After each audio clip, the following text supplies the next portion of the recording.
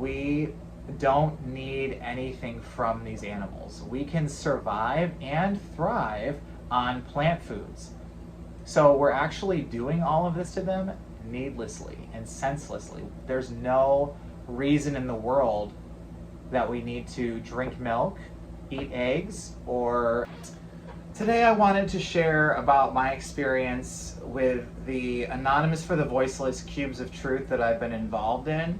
Share with all of you. I wanted to demonstrate kind of my evolutionary process and my mindset that has been happening since my whole life really, but since I became vegan for sure. And so I was in there for the first 2 hours, and I really get a certain perspective when I'm in there. The first thing I'll point out is the things that are most clear in my memory is obviously the side comments and the trolls. Sometimes they're a group of kids on their bikes. Sometimes it's just a person walking by. Usually we get yeah, my hamburger is so tasty, my steak is so good, I can't wait to have my steak. You know, those kinds of stupid comments. I don't really understand it. Like, that's my first thing, is trying to understand what that comment is trying to accomplish.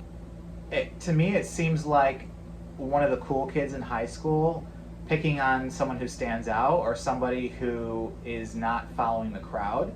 Because whenever you don't follow the crowd and you do something different, then there will be the people who are the popular people, the people who are supposed to maintain order in the system, are the ones who will give you a hard time. And anytime somebody exposes truth, most people will ignore, or you'll have some people ridicule. So we even had a person this last time, a guy, walk by, and he turned around and looked directly in my eyeballs because of the mask. I couldn't say it. We're supposed to stand completely still like soldiers, but I was there, and he looked dead in my eyes and said, "You need to get a life. Seriously, you guys need to get a life." That's the exception, and that's the most minimal thing that happens. Most people glance over. Some stop for like a second or two, but most people walk by. So my interpretation of that, being there, standing there for 2 hours, and just observing and hearing everything, is that most humans are incredibly selfish, and not only selfish, but are either of these things: selfish, comfortable in their ignorance, or blind, and do not want to have no inclination in their minds to know the truth, or want to know the truth, or don't care. So that's most people, sadly, because I would think that if you see something on the streets or a group of people, and the scene that we have is it's meant to shock, it's meant to wake up, it's meant to like have people question. So I, for one, would stop and want to know what, explain to me, I'd want to have a conversation or dialogue. So I would never be the person that would just walk by and do nothing. Then we have the folks who actually stop. We were there from 6 to 9, so 3 hours, and I think we had maybe 20 conversations. So and there was a lot of people down there. It wasn't super busy, but it was busy enough, so if that gives you an idea. The conversations that we did have were extremely productive. And we spoke to some vegans, we spoke to some vegetarians, we spoke to people who were not either, and we got people to promise they were going to go vegan. The vegans who were silent, we hopefully persuaded them to come join us in becoming an activist and actually using their voice to speak for these animals who are being oppressed and exploited. As I'm standing there in the mask, outside in the heat, holding the TV and smelling everybody's different scents that walk by and their smells. Some are pot, some are cigarettes, some are perfumes, colognes, food. I'm smelling all this stuff. I can't say or do anything but stand there and hold the TV. In my mind, I'm only tasting or experiencing a fraction of what it's like for the animals in these slaughterhouses, and before the slaughterhouses, when they're on the farm and transported to the slaughterhouses, stuffed in these crate cars, 100 to a crate car on top of each other, the heat is getting to them, they're afraid, there's anxiety. I can only imagine, and I've had to experience that on such a minute level for a much shorter period of time, and I can choose to leave whenever I want to. The animals don't have that choice. So that's what keeps me in there, is knowing that in that way I'm walking through what they must go through every single day. I want to ask you a question. I want to know, and I want you to reflect on this and then think honestly to yourself. You don't have to love animals, okay? If you love animals, great. But if you don't love animals, do you at least think that they deserve respect? Like, do animals have a right to not be abused and not be exploited, not be, hit, kicked, punched, whatever? Okay, if you should probably say yes. Hopefully you said yes. Do they have a right to their own life? All animals, right? Do they have a right to their own life? They certainly, it's evident and clear that they certainly want to live their own lives, and they don't want to die. So we see that desire for the animals to preserve their own lives, much like we would in that situation.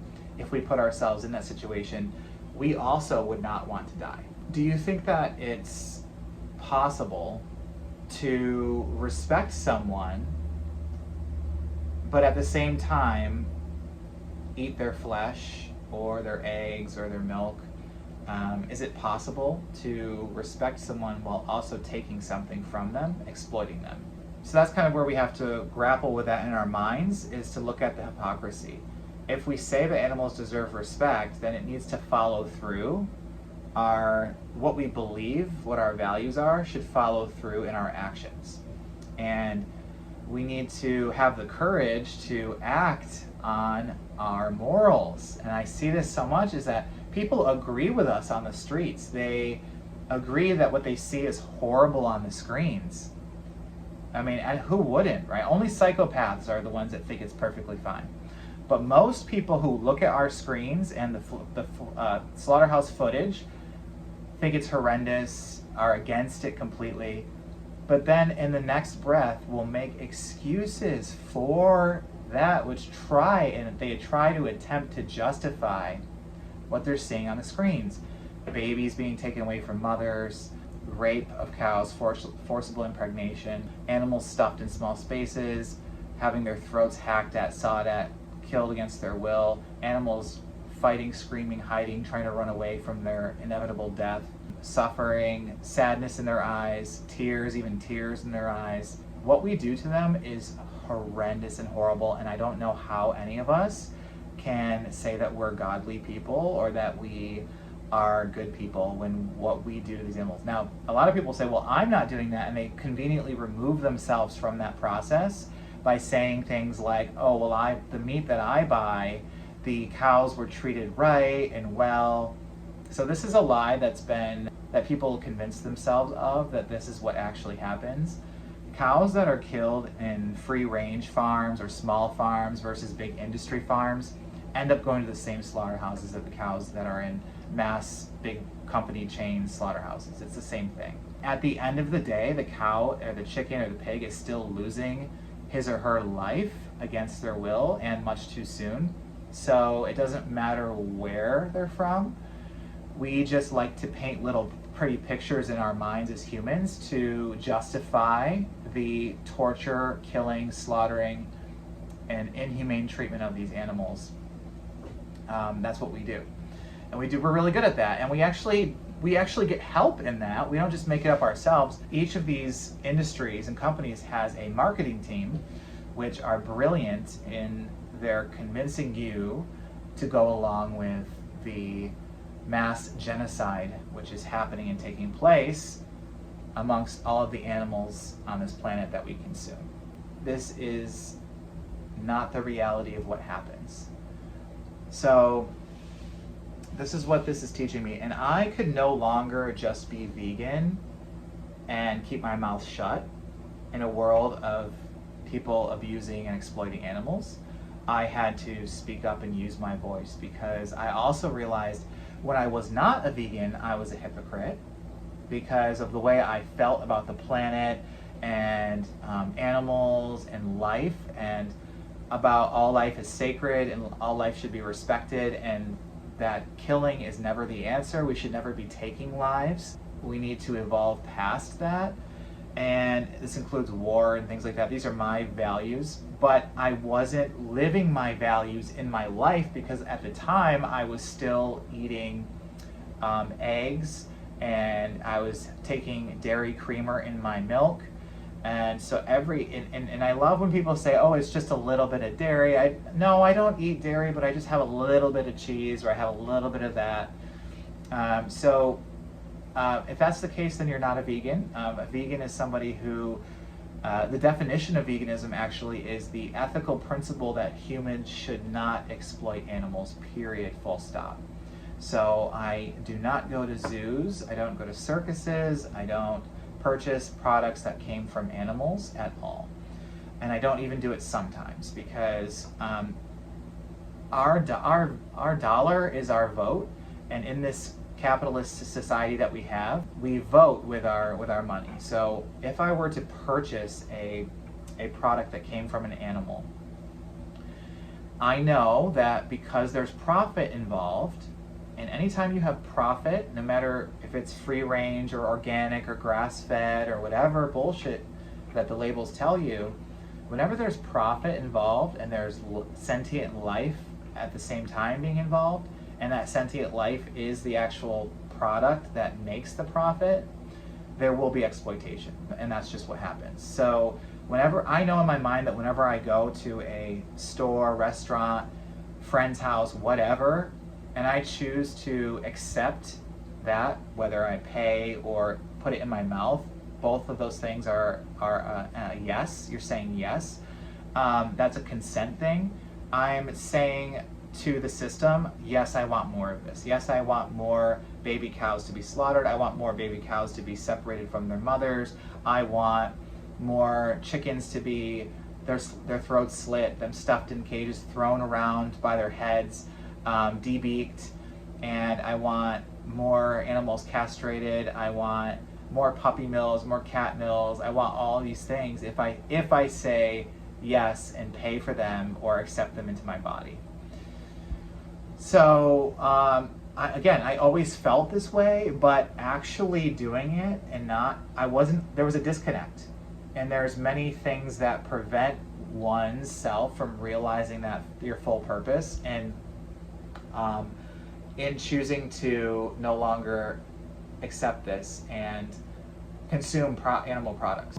And my goal now is to speak up for these animals, as well as, but I don't judge people, as well as helping those who have made the choice and made the connection, and who have had the courage to say, you know what?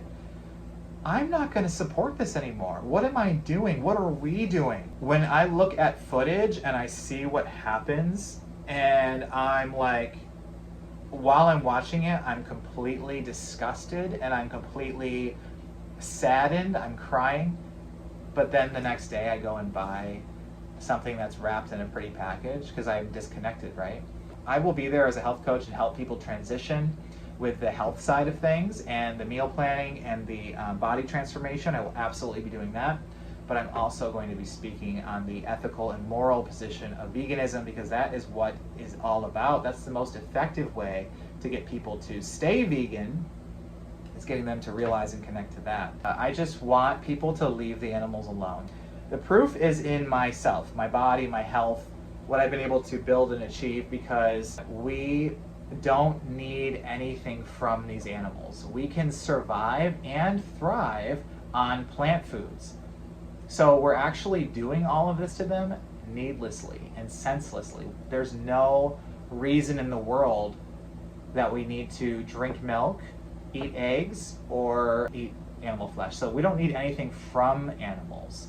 It's changing your mindset into seeing animals as a something and changing it to seeing them as a someone.